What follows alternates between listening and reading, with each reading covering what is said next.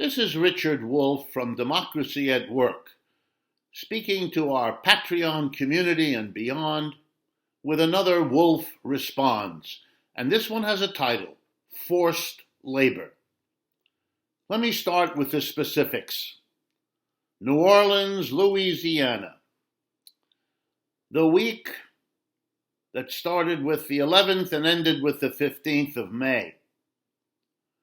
Garbage collectors in Louisiana went on strike, demanding an increase in their wages from $10.25 an hour to $15 an hour. They wanted their trucks that are used to collect garbage fixed because they were dangerously broken. And they wanted protective equipment, masks, gloves, all of that, because, as one striker put it, the garbage is full of items that carry the coronavirus. We are on the front lines of removing that from where it can infect other people, and we need to be protected ourselves. Wow.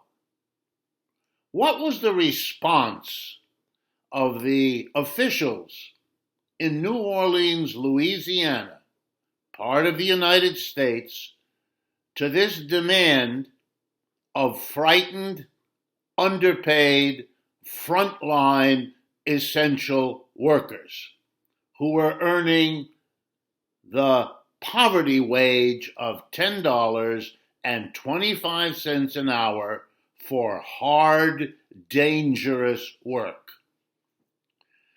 The city of New Orleans contracts with private services to take care of garbage collection.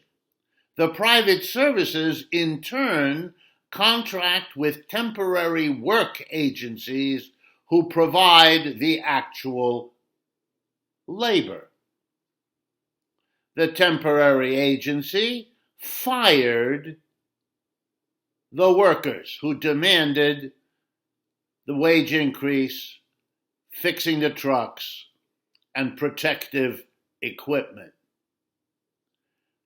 Did the garbage pile up with the workers fired? No, because the city of New Orleans, together with its contracting garbage collector, together with the temp agency that provided these workers, had a better plan. They brought over from neighboring Livingston Parish, where there is a prison, they brought over inmates who were required to do this work. And they were paid, according to the state rules in Louisiana, the going rate for prison inmates, which is not $10.25 an hour. It is $1.33 per hour. A wonderful saving for the temp agency, for the contracting garbage collector, and for New Orleans. These three employers, two private, one state, got together to replace workers for whom they did not want to spend the money to keep them whole and to keep them safe. They got instead prisoners for whom they had to make no such expenditure. Are you horrified? I hope so. But this isn't more than the next step in the logic that drove President Trump to order the meatpackers back to work in the Midwest, even though they were showing up with an enormous percentage of workers carrying the coronavirus. And notice, too, that the president ordered the workers back.